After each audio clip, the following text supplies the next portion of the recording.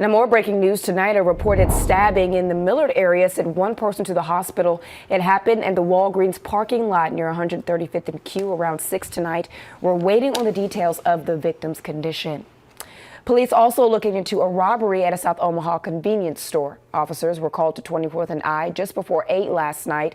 An employee told them a man walked into the store, showed a gun, and demanded cash. He got away with an undetermined amount of money and ran off.